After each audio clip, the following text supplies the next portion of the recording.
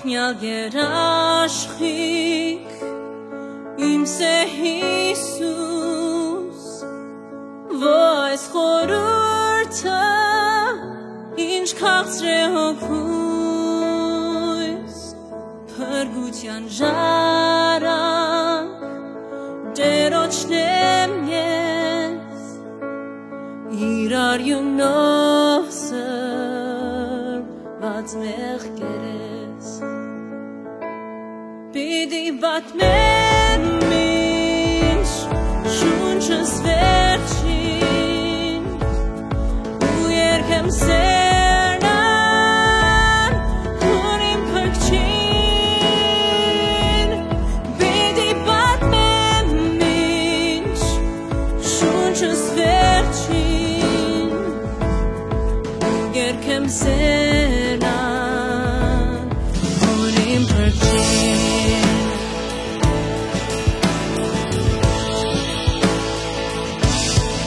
Իրնեմ ես անիմ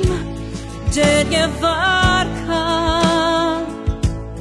կզգամ իր փառքը անցիս մեջ ներկա, սուպրեշտակ ներկա լով երկինք են, շնորհած սիրո և գմրմնջեն. Պիտի պատմեմ ինչ շունչս վերջին, ու երգեմ սերնան որ իմ փրկչին, պիտի պատմեմ ինչ շունչս վերջին, ու երգեմ սերնան որ իմ փրկչին.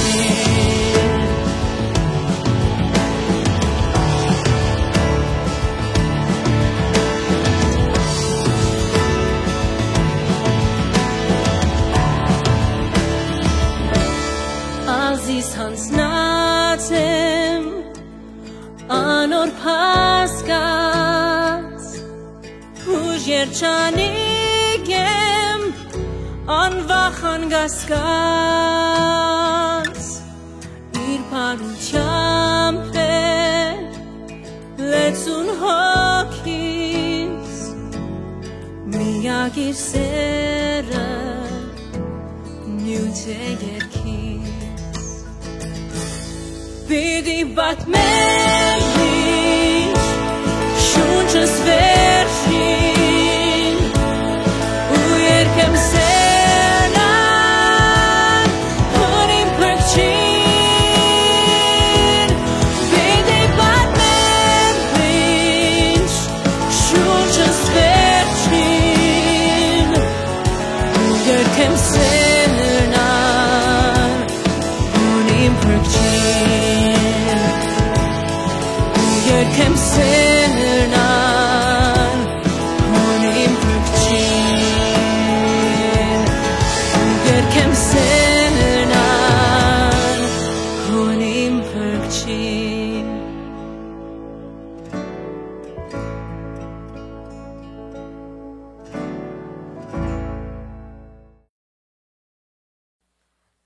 Աստծո խոսքի կատարելության մասին բազմիցս խոսել ենք. Սուրբ Հոգու ներշնչյալ խոսք. Մենք այդ խոսքի վրա չենք զարմանում, այլ զմայլվում ենք, թե ինչ ներդաշնակ խոսք է, իմաստության ինչպիսի խորունկություն ունի. Սուրբ Գիրքը մեկ հեղինակ ունի, և այդ հեղինակի անունը Սուրբ Հոգի է, բայց ունի 40-ից ավելի գրողներ, 1600 տարիների ընթացքում ամբողջացվեց այդ գիրքը, ծննդոցը Մովսեսի գրելով և հայտնության գիրքը Հովհաննես առաքյալի գրելով ամբողջացավ, մեկ ամբողջություն, Աստծո գործը սկզբից մինչև վերջ, ուրեմն սկիզբը ու վախճանը. Ներշնչված խոսք է այս խոսքը։ Սուրբ Գիրքը 66 մեծ ու փոքր գրքերից կամ նամակներից է բաղկացած, 66 նշում ենք մեկ անգամ եւս, որտեղ կան գրքեր, որոնց մեջ ավելացված բաներ կան, եւ դրանք ոչ կանոնական գրքեր են, ներշնչյալ խոսք չէ։ Ուրեմն 66 գրքերը կամ գրությունները, նամակները արտահայտում են Աստծո ամբողջ կամքը։ Սուրբ Գիրքը դարերի ընթացքում փոխեց աշխարհը։ Հեթանոսները բարբարոս քաղաքակիրթ դարձան։ Այսօր ասում են արևմտյան քաղաքակրթություն։ Դա ի՞նչ քաղաքակրթություն է։ Քրիստոնեության վրա հիմնված քաղաքակրթություն է։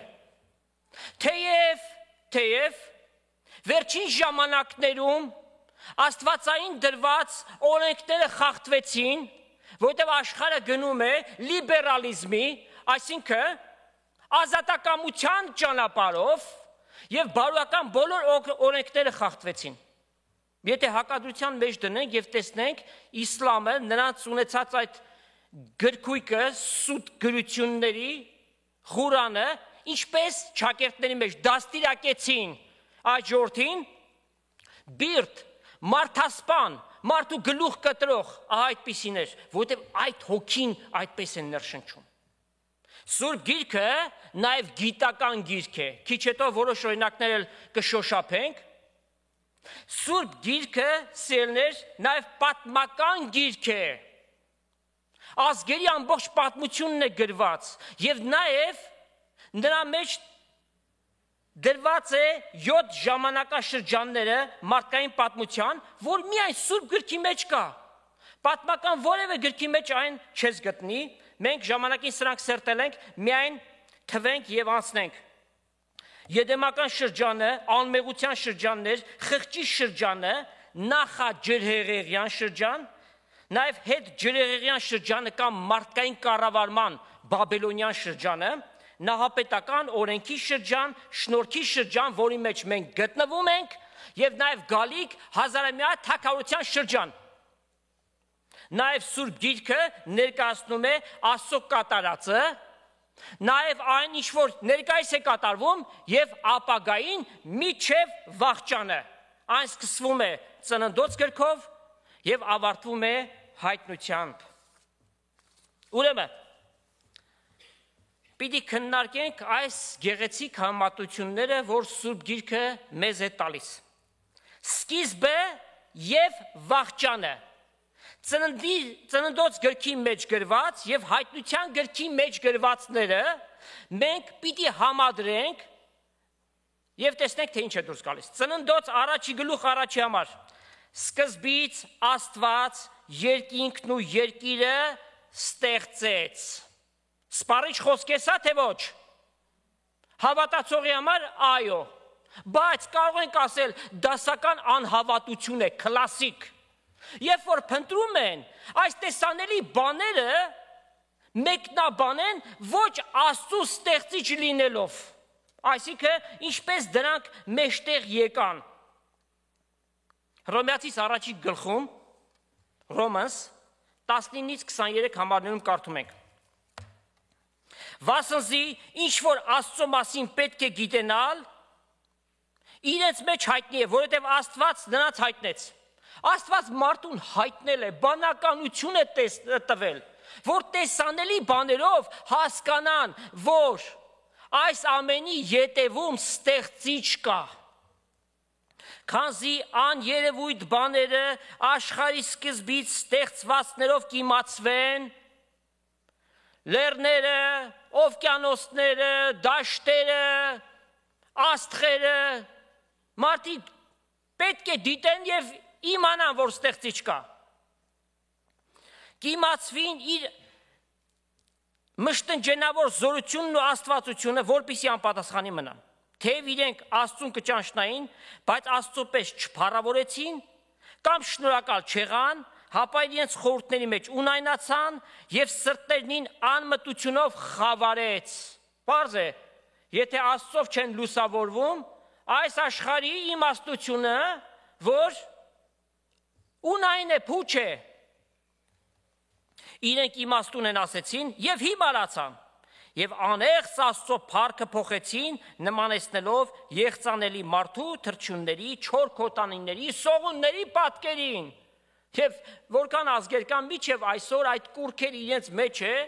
գնացեք Հնդկաստան։ Փիղը, կովը, կոբրաոցը իրենց համար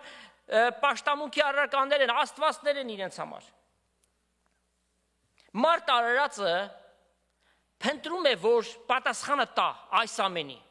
Եվ եկել են այն եզրակացության, որ ամեն բան սկսվեց միաբջջից, ամիոբայից։ Միլիոնավոր տարիների ընթացքում ինչ մեջտեղ եկավ, կապիկ։ Հետո նորից միլիոնավոր տարիներ եւ հետո մարդը մեջտեղ եկավ։ Այդ ինչպես եղավ, արու եւ էկ եղան, եւ նրանցից իրենց նմանը ծնվեց, մարդ ծնվեց։ Ինչպես Աստված ստեղծեց, խոսքով ասավ եւ եղավ, եւ ապացուցված բան է, որ խոսքը, ձայնը վեր է ածվում էներգիայի։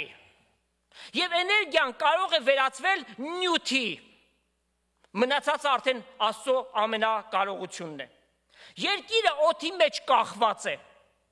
Մինչ մարդուն հազարավոր տարիներ էր պետք այս ճշմարտությունը հասկանալու համար, Աստծո խոսքի մեջ այդ ամենը գրված է։ Հոբ 26:7 անգլերենով Ջոբ, Աստված հյուսիսը պարապ տեղի վրա կտարածի ու երկիրը ոչնչի վրա կկախի։ Ինչ եք հասկանում։ Երկիրը կլոր է եւ տիեզերքի մեջ կախված է։ Եվ Աստված այնպիսի ներդաշնակություն է դրել, որ այդ ներդաշնակությունը միջև այսօր է եւ հավիտյան պիտի մնա։ Քանի որ Հոբի գրքին դիմեցինք, մի քանի համարներ էլ կարդանք, Հոբ 9-րդ գլուխ 5-ից 10 համարները։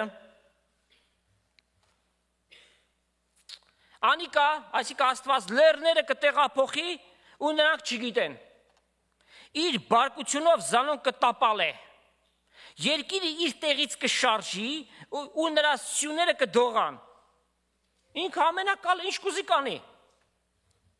Արևին հրաման կնե եւ այն չի ծակիր կամ կկանգնի։ Ու աստղերը կքննե։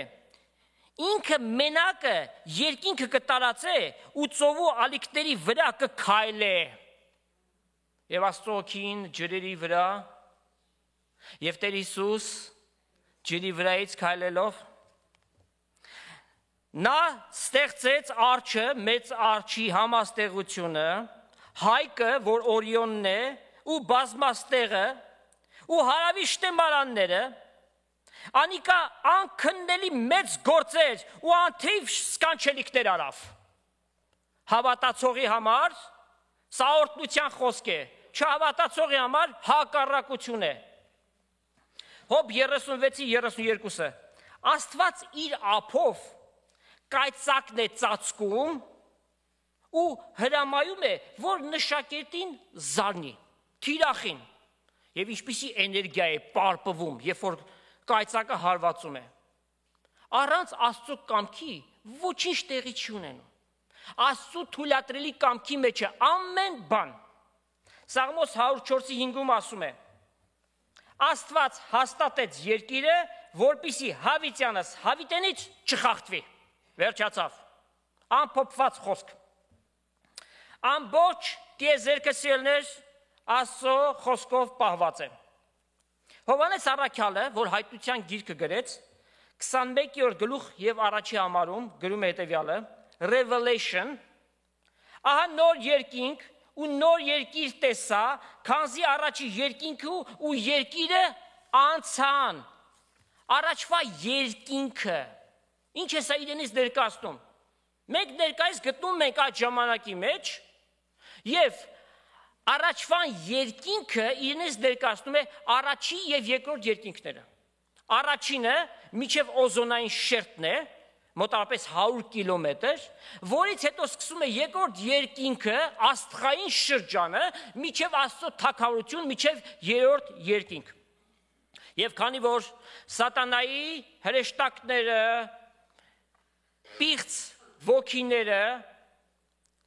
սատանայի բոլոր արբանյակները պղծել են այս տիեզերքի շրջանը, պետք է որ դրանք վերացվեն, նաև երկրի մակերևույթը պիտի այրի։ Այդպես է գրում Պետրոս առաքյալը, կարդանք, Պետրոս առաքյալի երկրորդ թուղթն է սա, 3-րդ գլուխ նախ 7 համարը կարդանք։ Հիմա երկինք ու երկիր պահված են նույն խոսքով կրակի համար, միջև դատաստանի և ամբարիշտ մարդկանց կորստյան օրը։ Աստված մի անգամ պատժեց, ինչպես ջրհեղեղով, բայց հիմա երկինք ու երկիր կրակի համար է պահված։ Հարցում չտաս, թե ինչպես, որովհետև Աստված ասավ և այն պիտի լինի։ 10-րդ համարը, սակայն Տիրոջ օրը գողի պես պիտի գա,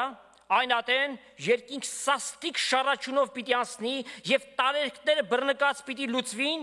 երկիրն ալ և ինչ որ նրա մեջ կգտնվի պիտի այրվի։ Կարդանք նաև 12-13 համարները։ Ու արտորալով Աստծո օրվան գալուն, որի մեջ երկինք կրակով այրված պիտի լուծվի, տարերը բռնկած պիտի հալին, սակայն իր խոստումի համաձայն նոր երկնքի ու նոր երկրի կսպասենք, որի մեջ արդարությունը կբնակվի։ Աստված այսպես խոստացավ, որ նոր երկինք և նոր երկիր պիտի անի։ Եվ այս արդիվ բազմաթիվ մարգարեական խոսքեր կան, քննենք մի քանիսը, վերցնենք Եսայի մարգարեությունից, Prophecy of Isaiah, Եսայի 65-րդ գլուխ նախ 17-18 համարները, քանզի ահա ես նոր երկինք ու նոր երկիր պիտի ստեղծեմ, ու առաջինները պիտի չհիշվին, ու մարդուս միտքը պիտի չգան, այսինքն Աստված մարդու մտքից դրանք պիտի ջնջի, բայց դուք իմ ստեղծագործությունով հավիտյանս հավիտենից ուրախացեք ու ցնծացեք։ Նաև 66-րդ գլխի 22 համարը, քանզի նոր երկինք ու նոր երկիր, որ պիտի ստեղծեմ, իմ առջևս հաստատ պիտի մնան կսետերը, այնպես ալ ձեր սերունդը և ձեր անունը պիտի մնա, փառք Տիրոջը։ Աստված մեղքի և դրա հետևանքով բերված այս արավիրքը իր իսկ կերպերով պիտի լուծի։ Նախ հազարամյա թագավորությունից առաջ Աստված երկիրը պիտի բարեփոխի եւ դա զգալի մի փոփոխություն պիտի լինի, որից հետո երբ որ վախճանը գա, դրանից հետո հավիտենականություն սկսի, Աստված ամեն բան նոր պիտի անի եւ հավիտյանս հավիտենից դրանք պիտի մնան։ Եբրայեցիներին գրված նամակում Եբրայեցիս 12-րդ գլուխն է սա, Հիբրու 26-ից 28 համարները,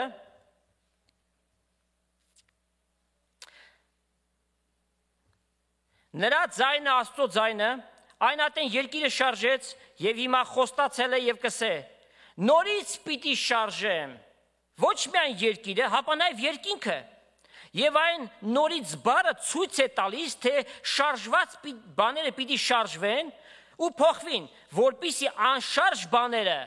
հաստատուն մնան։ Ուստի անշարժ թագավորություն առած լինելով ամուր բռնենք այն շնորհքը եւ Աստված պաշտենք հաճելի կերպով ակնածությամբ։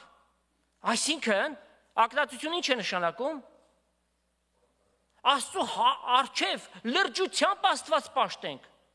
պատշաճությամբ ու բարեպաշտությամբ, վասնզի մեր Աստվածը մաշող կրակ է։ Վեր խոացող քաղաքներ տեսնում ենք, աշխարհը զարգանում է։ Քարը քարի վրա չպիտի մնա։ Ամեն բան պիտի այրի, Աստծո խոսքի համեմատ, որտեղ մեղքը աշխարհ մտավ, անեսք եկավ դրա հետևանքով, աշխարհը պղծված է, ոչ միայն մարդիկ, այլ նրանց սարքած ամեն բան։ Եվ Աստված պիտի այրի ամեն բան։ Անգլիայի մարգարեության մեջ շատ գեղեցիկ մի համար կա, Անգիա 2:22-ը։ Աստված ասում է. ես երկինքն ու երկիրը պիտի շարժեմ, թագավորությունների աթոռները տակն ու վրա պիտի անեմ։ Ոմանք ասում են այս մարգարեությունը կատարվեց մի քանի տարիներ առաջ եւ ասենք Սադամ Հուսեյնը իր աթոռից ընկավ, կամ Մուամմար Խադաֆին, հա? Կամ Մուբարակը, Հոսնի Մուբարակը, եւ այդպես մարգարեությունը կատարվեց։ Բայց հաջորդականությունը հետեւյալն է ասում. եւ այդ ամենը կրակը պիտի լափի։ Ուրեմն մարգարեությունը չի կատարվել, դեռևս դրա ժամանակը պիտի գա։ Գիտեք, այս բաները, որ խոսում ենք, շատերի համար սա ֆանտաստիկայի ժանրից կարող է թվալ։ Բայց մեզ համար սա իրականություն է։ Դա իրենց խնդիրն է, եթե իրենք չեն հավատում։ Բայց Աստված իր անսուտն շրթունքներով խոսեց, ինչ որ գրված է, տառացիորեն պիտի իրականանա։ Նոր երկինք, նոր երկիր, աստվածային կատարյալ։ Եվ այնտեղ մասնավոր նշվեց, որի մեջ արդարությունը կբնակվի։ Այսօր աշխարհը անարդար է։ Բոլոր մակարդակներով։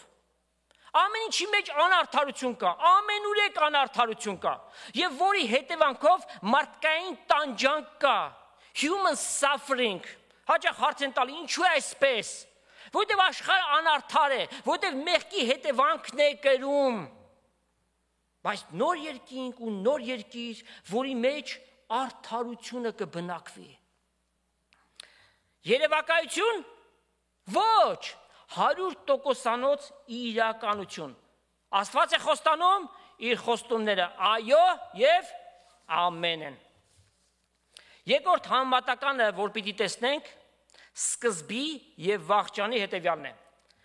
Նախ կարդանք Ծննդոց առաջի գլխից, Ծննդոց առաջի գլուխ 14-ից 18 համարները։ Աստված ասավ. երկնքի հաստատության մեջ լուսավորներ թող լինեն, որպիսի ցերեկը գիշերից զատեն, եւ նշանների եւ ատենների եւ օրերի ու տարիների համար լինեն, ու երկնքի հաստատության մեջ լուսավորելու համար լինեն, որպիսի եկի վրա լույս տան։ Եվ այսպես եղավ, եւ Աստված երկու մեծ լուսավորներ արավ, մեծ լուսավորը որն է, Արեգակը, ցորեկ իշխելու համար եւ պստիկ լուսավորը գիշեր իշխելու համար,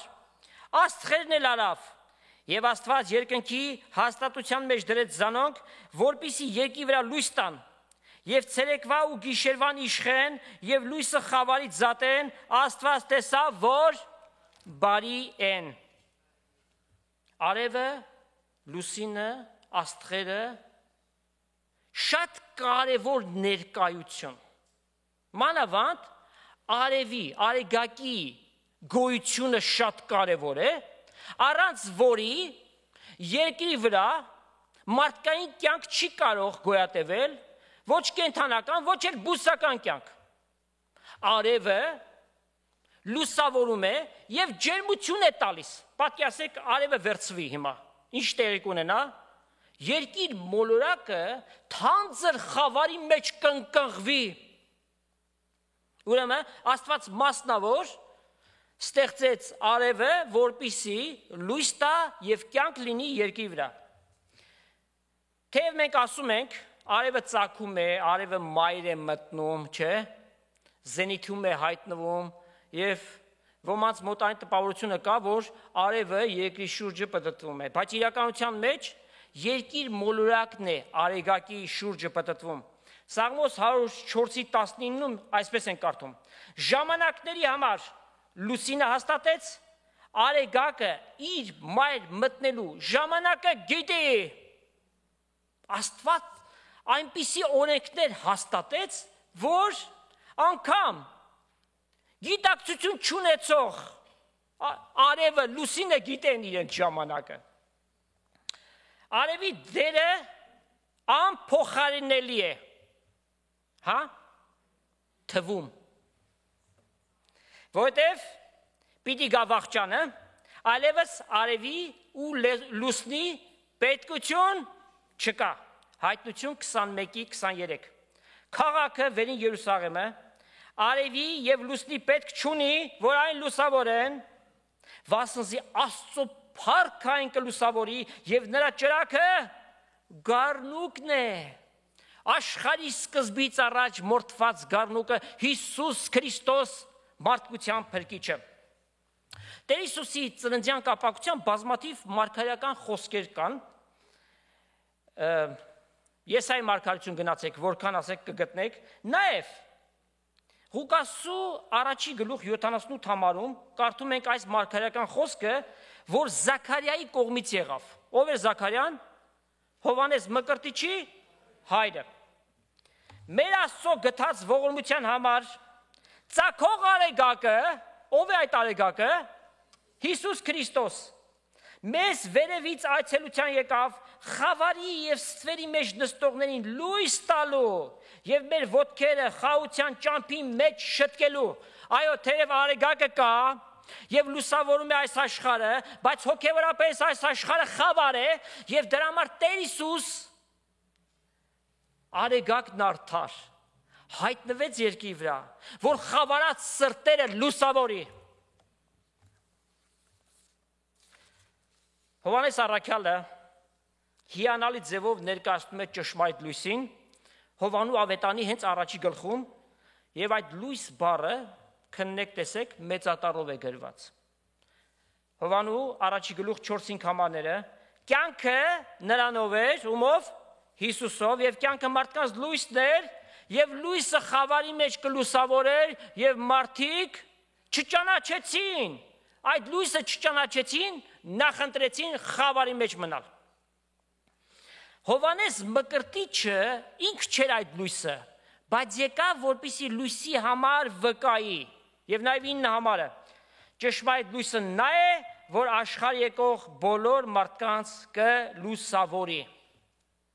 Այո, ովքեր որ ցանկություն ունեն, ովքեր որ չունեն ցանկությունը լուսավորվելու, խավարած մտքով սրտով խավարի մեջ էլ մնում են մինչև դատաստանի օրը։ Մանավանդ այս աշխարհի աստվածը փոքրատառով, չաստվածը սատանան մարդկանց խավարի մեջ է պահում։ Կարդանք Կորինթացիներին գրված նամակից 2 Կորինթացիս 4 գլուխ 3-4 համարները։ Իսկ եթե մեր ավետանը ծածկված է կորսվածների համար է ծածկված, որոնց մեջ այս աշխարհի աստվածը, այս աշխարհի իշխանը անհավատների մտքերը կուրացրեց, որպեսզի Քրիստոսի ավետանի փառքի լույսը նրանց վրա չծագի, որ է իր պատկերը, Աստծո պատկերը։ Եվ նաև 6 համարը, վասնզի Աստված, որ հրաման արավ խավարից լույս ծագի, ինք մեր սրտերի մեջ ծագեց Աստծո փառքի գիտության լույսը տալու համար Հիսուս Քրիստոսի անձով։ Ահա ճշմարիտ լույսը, ահա իրական լույսը, որ բոլոր խավարած տեղերը լուսավորում է։ Այդ լույսը շլացնող զորությամբ Սողոսի 4 բոլորը ծագեց։ Սողոս, որ հետո Պողոս կոչվեց, երբ ինքը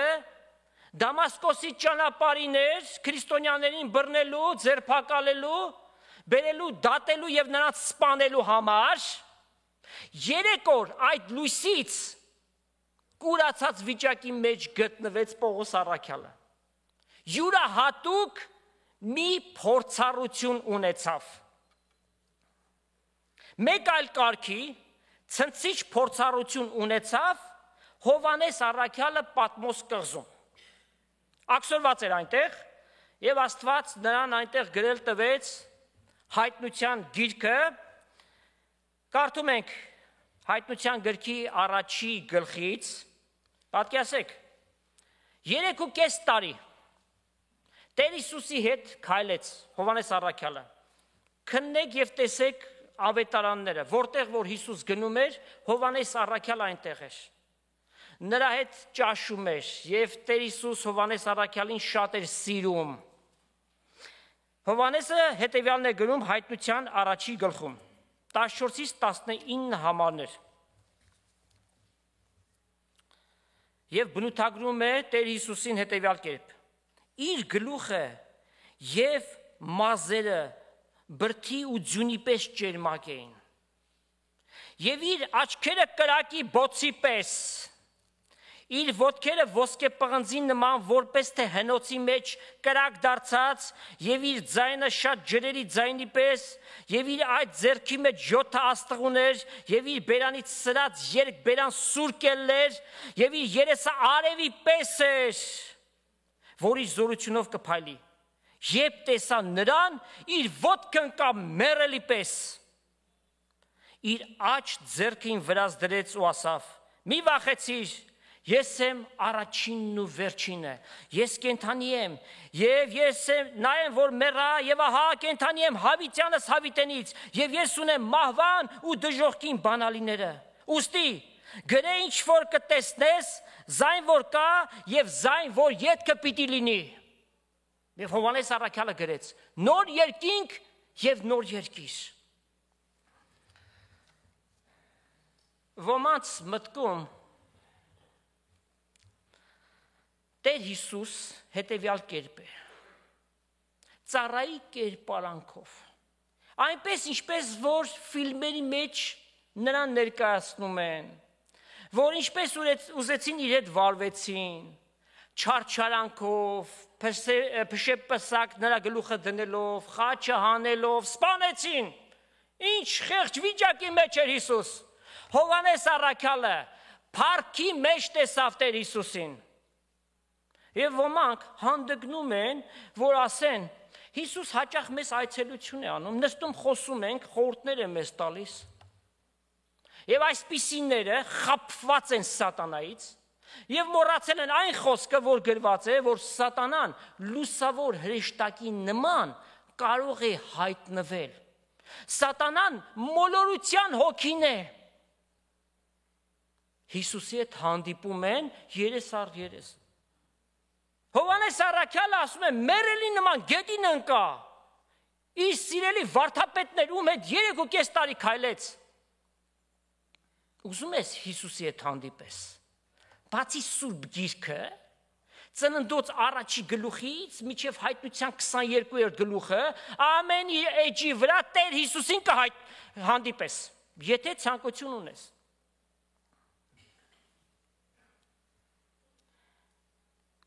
Մարդկության ընթացքի վաղճանին այն հավիտենականությամբ պիտի սկսվի, արևի ու լուսնի պետքություն այլևս չպիտի ունենանք։ Աստծո փառքը պիտի լուսավորի, եւ ճրագը գառնուկն է հավիտյանս հավիտենից պիտի լուսավորեն։ Եվս մեկ համեմատություն, եւ սա արդեն երրորդն է, ծննդոց առաջի գլուխ Եվ 5 ամառից նախ կարդանք, հետո հայտնությունից էլ Աստված լույսի անունը ցերեկ եւ խավարի անունը գիշեր դրեց իրիկուն ու առավոտ լինելով առաջին օրը եղավ Տերը հաստատեց 7 օրվա շրջանը եւ ամեն մեկ օրը 24 ժամ հերթականությամբ ցորեկ եւ գիշեր այս սկզբունքով Ինչի համար է ստեղծված գիշերը Ինչի ստեղծեց գիշերը Աստված որպեսզի մարդը հանգստանա մտքով եւ մարմնով հանգստանալու համար է ուշ հավաքի հաջորդ օրվա համար պատրաստ լինի իր գործունեության մեջ Մարդկաց մի որոշակի խավ կա որ կոչվում են գիշերային մարդիկ սրանք գիշերվա եւ ցերեկվա տեղերը փոխել են, այսինքն գիշերը որտեղ են անցկացնում, կազինոներում, խաղատներում, night club-ներում, գիշերային ակումբներում, գինարբուկների մեջ, հետո ցերեկն էլ քնում են։ Գիշեր ցերեկ խառնված է, Աստծո դրած օրենքները խախտել են։ Բալավ այդ միջոցները որտեղից է գալիս, որ կարողանում է այդպիսի բաներ անել։ Ռուսերեն մի այսպիսի խոսք կա,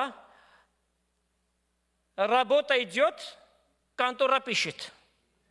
Այսինքն գործ ընթանում է, փողը գալիս է, այս սկզբունքով։ Բայց Աստված հստակ ձևով դրեց գիշերը եւ ցերեկը դրեց։ Գիշերը Պիտի հանգստանաս, որ ցերեկը աշխատես, գործունեություն ունենաս։ Թող Տերը մեծապես օրհնի եւ պահապան լինի Հայաստանի եւ Արցախի սահմանապահ զինվորներին։ Այդ զինվորները, որ գիշերով հերթապահություն են անում, Տերը թող պահի, որ թշնամու ուղարկած այդ մահացու գնդակները այդ զինվորներին չհասնի։ Նրանք գիշերը չեն քնում, որ երկրի բնակիչները խաղաղ քուն ունենան։ Եվ այդ 4 օրվա պատերազմի ընթացքում բազմաթիվ երիտասարդներ զոհվեցին։ Այդ թվում գիտեք մի քանի նաև Եզդի համայնքից երիտասարդներ կան, նրանք է զոհվեցին։ Եվ թշնամին այնքան նենգ էր, ոմանց գլուխը կտրեց, իսլամի արդյունքն ենք տեսնում, ներշնչումը։ Ձեր մարդկանց սպանեցին, խաղաղ բնակիչների, խոշտանգեցին նրանց մարմինները, ականջները կտրեցին։ Աստված թող պահապան լինի այդ հայ զինվորներին եւ նաեւ այդ հայ զինվորները թող ճանաչեն ճշմարիտ Աստծուն Հիսուս Քրիստոսին։ Եթե ֆիզիկական քունը մարդու առողջության կենսունակ լինելու համար անհրաժեշտ է, ապա հոգևոր քուն, այս հասկացողությունը մարդուն պետք է հավատացյալին։ Իհարկե որ ոչ, սրա հեղինակը սատանան է։ Եվ սատանան մեծ վարպետ է հավատացյալին քնացնելու։ Այնպիսի օրոր կասի, որ հավատացյալը իր հավատքից էլ կընկնի, աշխարհիկ մարդու նման։ Հենց այդպես։ Հռոմեացիներին գրած նամակում Պողոս առաքյալը այս զգուշացումն է բերում, ահազանգ։ Կարդանք Հռոմեացիս 13-րդ գլուխ 11-ից 14 համարները։ Եվ այսպես արեք, գիտենալով, թե ժամանակն է, որ քնից արթնանաք, վասնզի հիմա մոտ է մեզ փրկությունը, քան թե այն ժամանակ, որ հավատացինք։ Գիշերը շատ անցած է եւ ցորեկը մոտեցած է, ուստի մեկտյան ենք խավարի գործերը եւ մեր վրա հագնենք լուսո զենքերը, որպեսի ցորեկ ատեն պարկեշտության պարտինք ոչ թե անառակություններով ու գինովություններով եւ ոչ թե խառնակ անկողիններով ու պղծություններով եւ ոչ թե հակառակությունով ու նախանձով, հապա ձեր վրա հագեք Տեր Հիսուս Քրիստոսը ու խնամք մի տանիք մարմնին ցանկությունների համար, այսինքն մեղանչական բնությանը հագուրդ մի տվեք, մի սնուցանեք մեղանչական բնությունը։ Արթնացիր, դու որ քնում ես եւ կանգնի մեռելներից եւ քեզ Քրիստոս լույս պիտի տա։ Աստծո կողմից սկզբում հիմքը դրվեց գիշերվա, չէ՞։ Ծննդոցի մեջ այդպես կարդացինք, իսկ վաղճանին գիշեր այլևս չկա։ Հայտնություն 22-րդ գլուխ եւ 5 համարում այդպես են կարդում։ Այնտեղ այլ գիշեր չպիտի լինի եւ ճրակ ու արևի լույս պետք չէ, քանզի Տեր Աստված պիտի լուսավորի եւ հավիտյանս հավիտենից պիտի թագավորի։ Գիշեր չլինելը մարդու համար շատ խորտ բան է, չէ՞, անսովոր, ինչպես թե։ Հնարավոր բան է, որ գիշեր չլինի, որտեղ մեր ծնված օրվանից մենք սովոր ենք, չէ՞ այդ բանին։ Ցերեկից հետո անպայմանորեն գիշերը պիտի գա։ Այս երևույթին գիշեր չլինելու մարդը որոշակի նախադեպ ունի։ Ասեմ ձեզ այդ նախադեպը։ Երկիր մոլորակը արեգակի շուրջը պտտվում է, ճիշտ է։ Նաև իր առանցքի շուրջն է պտտվում։ Հունիս ամսվա երկրորդ կեսին այնպիսի մի դիրքի է գտնվում երկիր մոլորակը, որ գիշեր համարյա թե չի լինում։ Օրինակ Լենինգրադ, այո, ասում են բելիե նոչի, չէ՞։ Ջերմակ գիշերներ Լենինգրադյան եւ ընդհանրապես սկանդինավյան երկրները բոլոր այն բնակավայրերը, որոնք Արկտիկային մոտիկ են, մի քանի օրերի ընթացքում համարյա թե գիշեր չի լինում այնտեղ։ Պետք է որ համարյա մտնի, անմիջապես սկսում է լուսանալ։ Ուրեմն մարդը որոշակի ձևով փորձառություն ունի, բայց գիշեր ամբողջությամբ չլներ եւ հավիտյան չլնել, սա մեզ համար մի քիչ անսովոր մի բան է։ Մանավանդ գիշերվա ընթացքին մենք հանգստանում ենք, չէ՞, մեր մարմինն է հանգստանում, մեր միտքն է հանգստանում։ Ինչպես պիտի լինի։ Ինչպես պիտի հանգստանանք։ Հավիտենականության մեջ հոգնել կա որ հանգստանանք։ Պետքություն չկա դրա, որովհետև մենք փառավորյալ մարմնով պիտի լինենք, glorified body։ Տեր Հիսուսի ունեցած իսկ մարմնով, նույն ձևով կարդում ենք Փիլիպեցիս 3:20-21 համարները։ Մեր քաղաքացիությունը, կենցաղավարությունը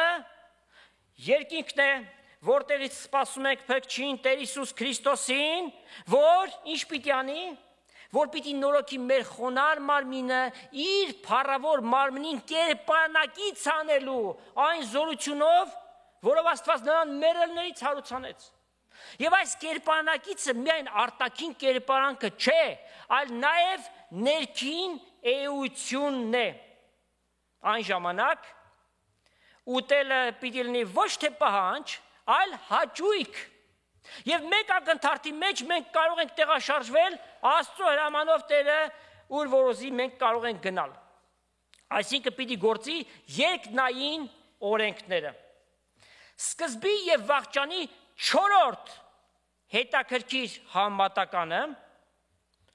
Ծննդոց առաջի գլուխ եւ 10 համար Աստված ցամաքի անունը երկիր դրեց եւ հավաքված ջրերը ծով կոչեց։ Շատ հետաքրքիր համարներ կան այս կապակցությամբ Հոբի գրքում, Հոբ 38-րդ գլուխն է եւ 8 համարը։ Ծովը որովայնից հարցակվելով, այսինքն մեկ աղբյուրից պիտի դուրս գա, ելած ժամանակ եւ պատկերացեք ինչպիսի հոսքով եկա, որ ծովերը եւ օվկիանոսները լցնի, ով փակեց այն դռներով։ Աստված սահմանը դրեց, այսքան ջուր եւ վերջ։ Եվ 11 համարը։ Տերը այսպես ասում, միջև այստեղ արի, ջրերին է ասում։ Եվ այն կողմի անցնի, եւ քո ալիքների հպարտությունը թող դադարի։ Ինչ հսկա ալիքներ եկան, եւ հիմա խաղաղվի։ Ինչպես Տեր Հիսուս ալեկոծված ծովին հրաման տվեց, եւ ծովը խաղաղվեց։ Երբ որ ասում ենք ծով, չպիտի հասկանանք միայն միջերկրականը, Սև ծովը կամ Բալթիկ ծովը, սա պայմանական անուն է, սրա մեջ մտնում են բոլոր օվկիանոսները եւ մեծ լճերը նույնպես։ Երկրի մակերույթի քանի տոկոսն է ջրով պատված։ 71%-ը։ Ծովի մեջ բնական շատ հարստություններ կան եւ ամեն տարի միլիոնավոր տոննաներով ձուկ են որսում, որ մարդու համար շատ կենսական սնունդ է հանդիսանում։ Միայն ձուկ չէ, այսինքն ջրային շատ կենդանիներ էլ,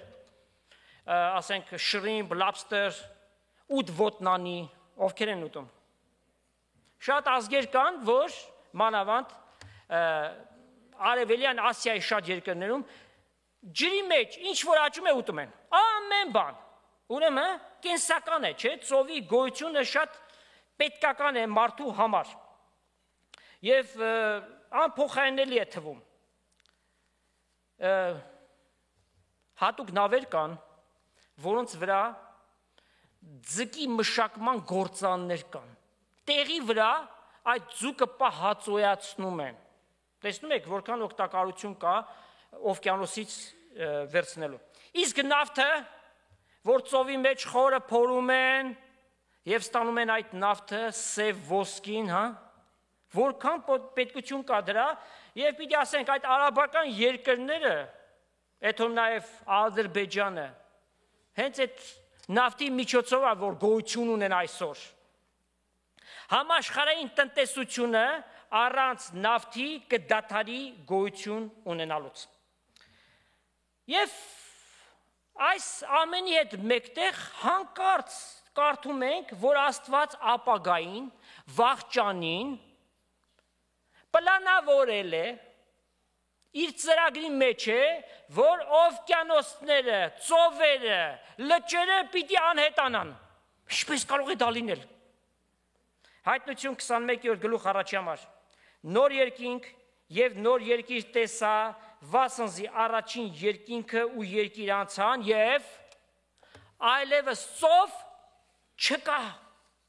Աստված բացահայտ եւ բացառիկ մի նոր միջավայր պիտի ստեղծի սերներ, new environment, այնպիսին, որպիսին մարդկությունը երբևէ չի տեսած։ Այդ ծովերի, օվկիանոսների, լճերի փոխարեն Աստված մի շատ ավելի կարևոր բան պիտի անի։ Կարդանք Հայտնություն 22-րդ գլուխ առաջի 2 համարները։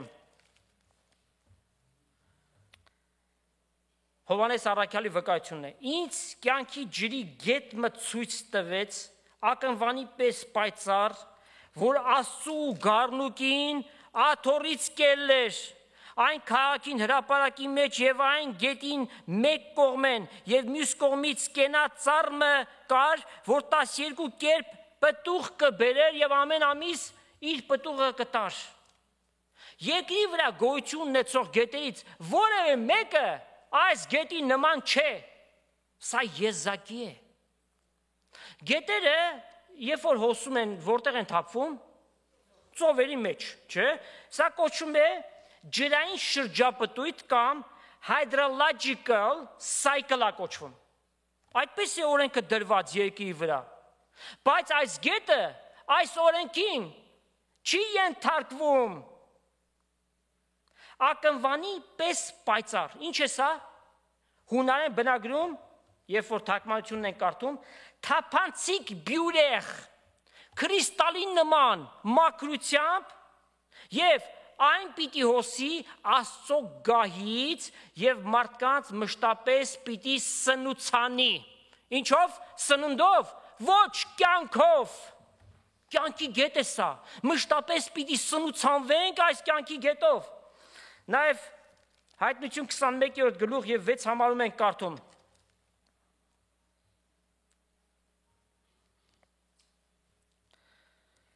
Եղավ, ես եմ ալֆան եւ օմեգան,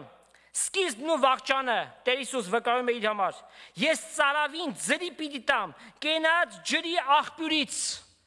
Մշտապես այդ կյանքը մեզ պիտի սնուցանի եւ հավիտյանս հավիտենից։ Կենաց ջրի աղբյուր։ Այս բանի փորձառությունը չենք ունեցել եւ երևակայությամբ էլ չենք կարող ըմբռնել, միայն հավատքով ենք ընդունում,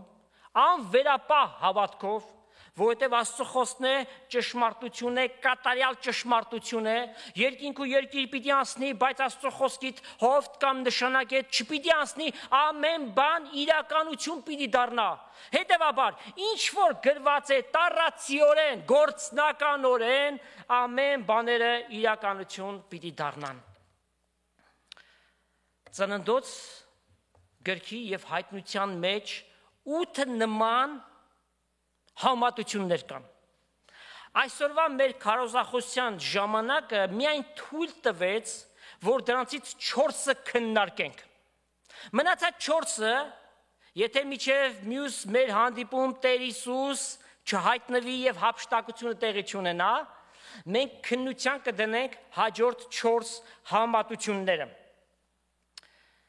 Այո, այս ամենը իրողություն պիտի դառնա, եւ հիմա հարցումը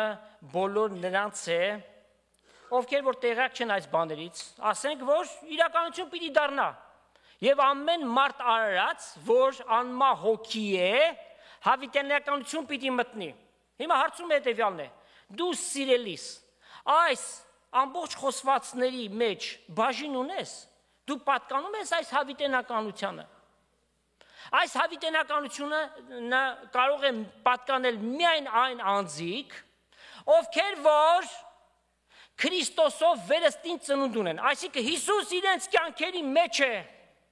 Նրան ընդունել են որպես Տեր եւ Փրկիչ, իրենց մեղքերին թողություն է եղել եւ իրենք Աստծո հետ են ապրում։ Իսկ նրանք, ովքեր այս փորձառությունը չեն ունեցել վերստին ծնունդ ունենալու, նրանց սարսափելի հավիտենականություն է սպասում, դրա համար Աստծո կողմից դեսպանություն ենք անում, խնդրում ենք ով հայորդի, ապաշխարի Տիրոջ առջև, խոստովանի քո մեղավոր լինելդ եւ Հիսուսին քո կյանքիդ մեջ հրավիրի որպես Տեր եւ Փրկիչ։ Իսկ այս ամենը ժառանգություն ունեցողներին, ինչ ասենք, Պետրոս առաքյալի գրվածով, 2 Պետրոս 3 գլուխ եւ 11 համար։ Ուստի, քանի որ այս բոլոր բաները պիտի տեղի ունենան, ինչ որ նշեցինք եւ շատ ու շատ ուրիշ բաներ էլ, ձեզ ինչպիսի մարդիկ լինել կվայել է, սուրբ վարմունքով եւ բարեպաշտությամբ, նաեւ հեզահոգի եւ խոնարհ լինելով, սпасելով այն երջանիկ հույսին, երբ որ Տեր Հիսուս երկնքից պիտի հայտնվի։ Տերը օրհնի իր խոսքը եւ ձեզ բոլորիդ ամեն։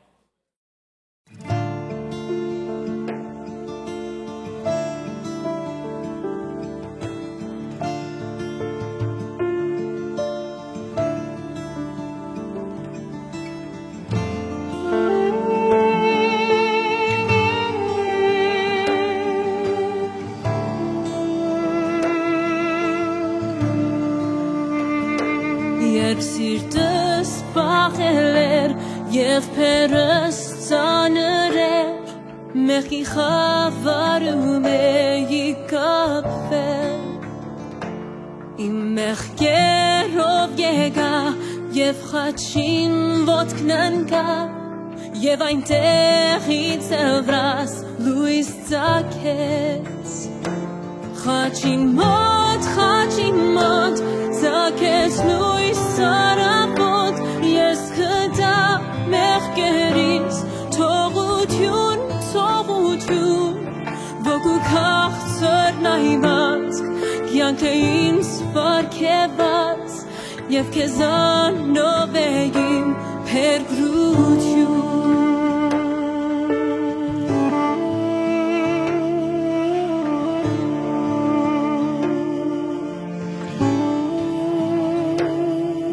Հոգվով կույր էի, ինձ անմեղ կարծեցի, երբ զգացի մեղքերիս ծանրություն, ընկա այն ժամանակ խաչյալի ոտքի տակ, և այնտեղ փրկվեցի խավարից, խաչին մոտ ծագեց լույս արագոտ, ես գտա մեղքերից թողություն, ոգու քաղցր նայված, կյանք է ինձ պարգևած, և քեզանով է իմ փրկություն։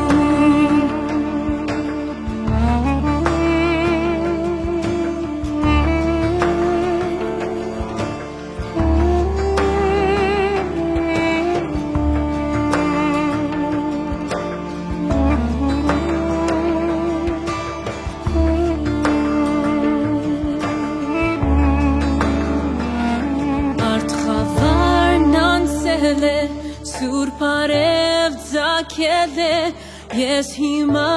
տեսնում եմ իմ Փրկչին, քեզ եմ նայում Հիսուս, թունդուր ինձ կյանք և լույս, խաչիդ մոտ կյանքը տավ իմ հոգին,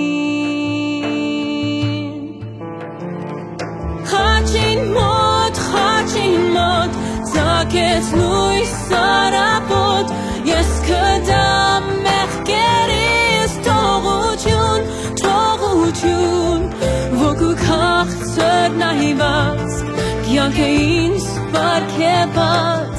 և քեզանով է իմ փրկություն,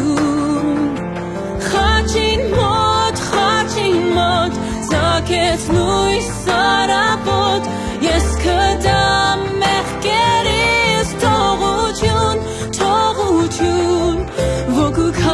քաղցր նահիված կյանքը ինձ պարգևած Եվ քեզանով է իմ փրկրու